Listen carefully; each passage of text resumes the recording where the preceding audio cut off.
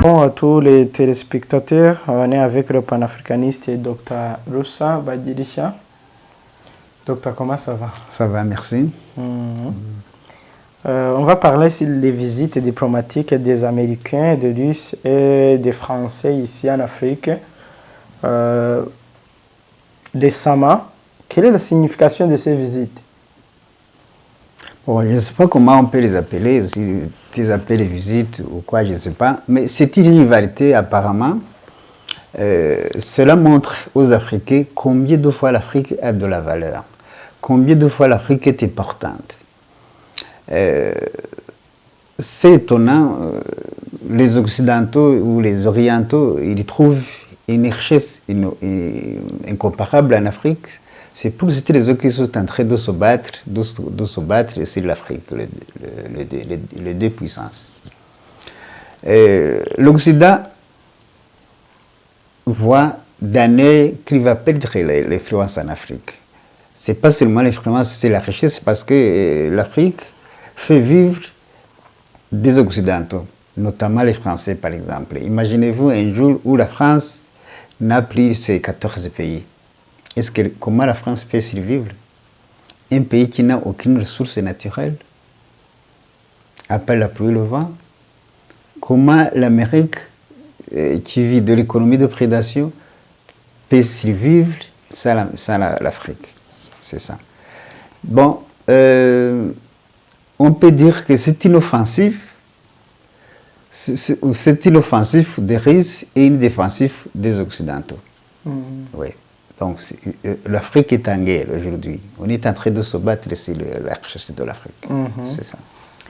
Sergei Lavrov, le ministre des Affaires étrangères, était en Afrique. Blinken, de l'Amérique, était aussi en Afrique récemment. On a vu aussi le président Emmanuel Macron. Mais on ne voit pas la Chine. On peut dire que la Chine est neutre parce qu'on ne le voit pas nulle part. Et la Chine n'a pas besoin de mettre beaucoup d'efforts parce que sa situation économique, ça se fait. Et en plus, la Chine ne compte pas sur l'Afrique seulement. La Chine, c'est pour le monde entier. Et il se croit en son économie et à sa stratégie commerciale. Ce ne sont pas comme la France, par exemple. Parce que la Chine, après tout, n'exploite pas l'Afrique au prix de vue matières premières, au prix de vue pétrole. Il est en Afrique comme les clients, comme il est partout dans le monde. Tandis que ces pays, ces autres pays, par exemple la France, l'Amérique, l'Angleterre, ils exploitent l'Afrique dans tout sens, en tout azimut. Pétrole, minerais, bois, tout ça. C'est ça qu'ils ne veulent pas lâcher.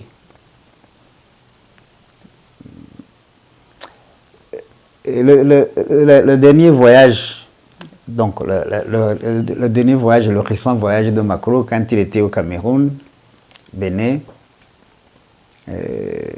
ou encore, il parlait toujours Mali et Russie. Parce que la France, il remarque, maintenant il se rend compte qu'il a perdu tout à fait le Mali. Le Mali qui était une mère nursière de la France. Il l'a perdu. Il a peur de perdre le Cameroun. Il a perdu aussi Centrafrique. Il a peur de perdre encore le Cameroun.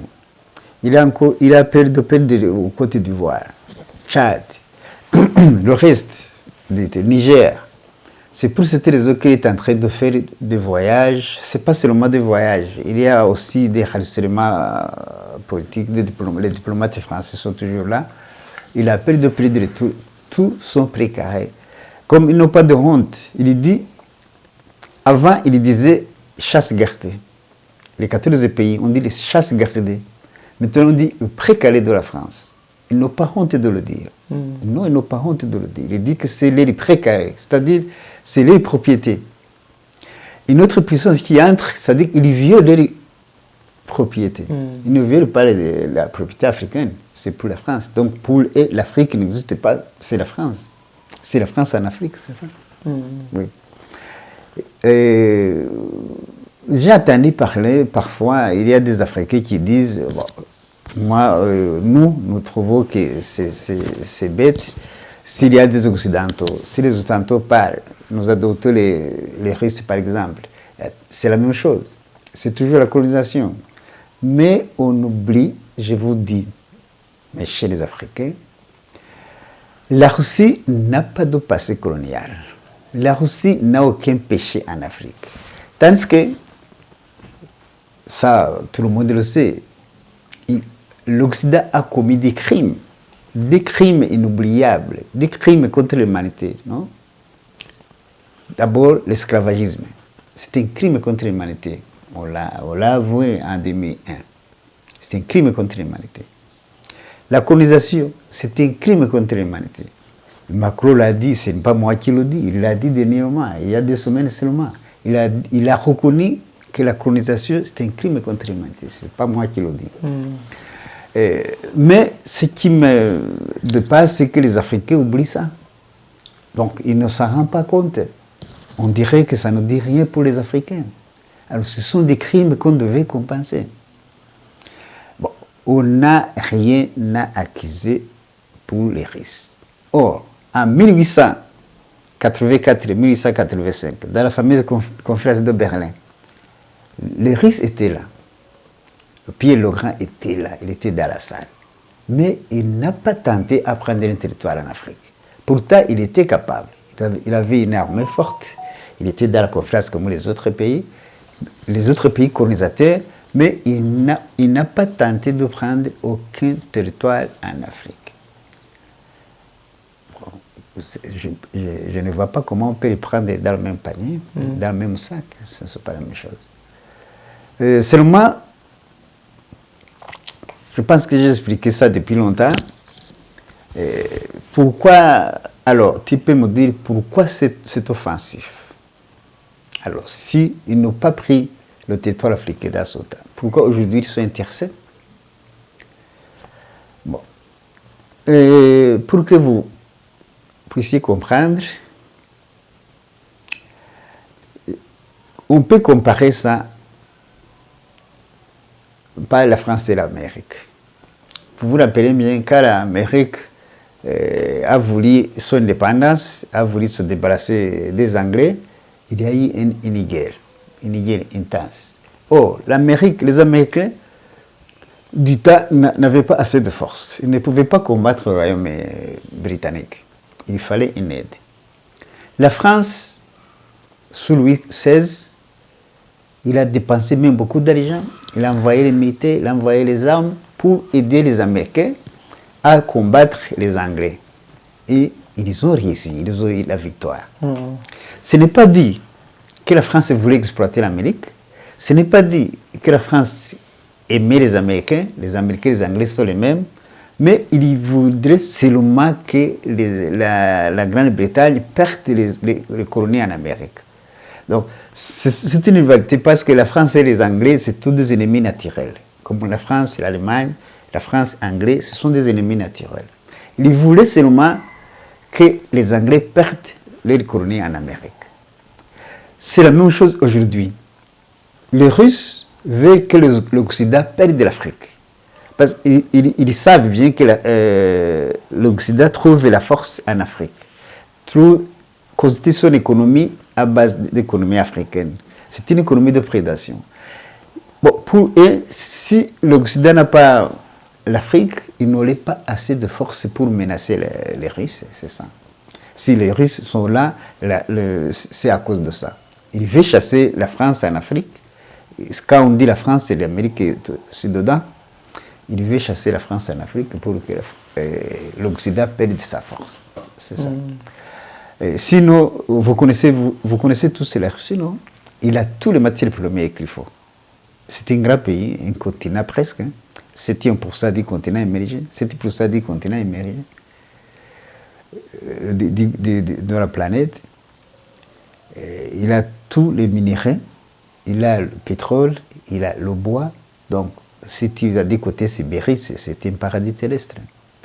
Non, le problème, c'est l'influence. Le problème, c'est qu'il est menacé, les Occidents menacent la Russie à cause de la force qu'ils puisent en Afrique. C'est ça. Ils veulent qu'ils perdent cet avantage. C'est tout. Et l'Afrique peut opérer quel choix, docteur? Et pour moi, l'Afrique en a assez avec la colonisation occidentale. Vous l'avez remarqué dernièrement. Personne ne pensait, dans l'OTAN, aucun pays ne pouvait être dit côté riche. Mais vous avez vu le contraire. Aujourd'hui, Moscou, il compte les soldats africains, les Libyens, les Éthiopiens. Les Nigériens aussi, dernièrement, voulaient y aller. Les Centrafricains aussi a tenté. Donc, la mentalité des Africains commence à changer. Le choix qui peut opérer l'Afrique, c'est qu'il a besoin d'une force qui peut l'aider à se débarrasser de l'Occident. C'est ça. Oh, la force, c'est là. C'est la Russie. L'exemple, c'est Mali. Les Africains devaient suivre l'exemple du Mali, de Goïta. Sinon, l'Afrique restait là, sous dépendance, jusqu'à l'éternité. Bon, c'est une opportunité. C'est une opportunité historique que l'Afrique devait profiter. Oui, c'est une opportunité historique qui n'arrive pas tous les jours. Je pense que l'Afrique ne va pas fermer les yeux. Il va profiter de cette opportunité pour se débarrasser du joug occidental. Sinon, on restera sous dépendance jusqu'à la fin de l'humanité. Mais certaines personnes disent que les Orientaux sont des dictateurs, que les Occidentaux qui sont des démocrates et les valeurs humaines. Comment tu peux être démocrate et tu colonises? Ça dépasse l'entendement. Le Brahman tombe quand on dit que la France, c'est le pays des droits de l'homme, alors que c'est le deuxième empire colonial après l'Angleterre. Le deuxième puissance coloniale. Si tu respectes le droit de l'homme, tu ne le colonises pas. Si tu respectes le droit de l'homme, tu ne le constitues pas un esclave. C'est difficile à comprendre. Je ne sais pas comment vous comprenez ça. Comment tu peux être démocrate alors que tu fais quelqu'un esclave? Comment tu peux respecter le droit de l'homme alors que tu le colonises? Un colonisé n'a pas ces droits, non? Un esclave n'a pas ces droits. Tu as le droit, c'est lui, de la vie et de la mort. De cette personne qui est ton esclave. Il n'est pas humain comme toi. Moi, je ne vois pas. Alors, où trouvez-vous ça? Je n'ai jamais vu un esclave en URSS. Je n'ai jamais vu un colonisé en Chine. Mais ils sont accusés d'être des dictateurs. Bon, ceux qui les accusent, ce sont les dictateurs qui les accusent, ça. Moi, je ne trouve pas. Les dictateurs, comment? Ils disent qu'ils ne respectent pas les droits de l'homme, ils disent que les médias ne sont pas... ils n'ont pas de droit de s'exprimer. Moi, je ne vois pas ce que vous appelez le droit de l'homme. Si je respecte le droit de l'homme, je respecte le droit de quelqu'un, mais je le colonise, ça c'est qui est le droit.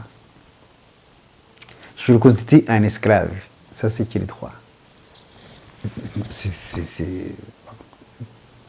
C'est un amalgame de termes, mais je ne comprends pas.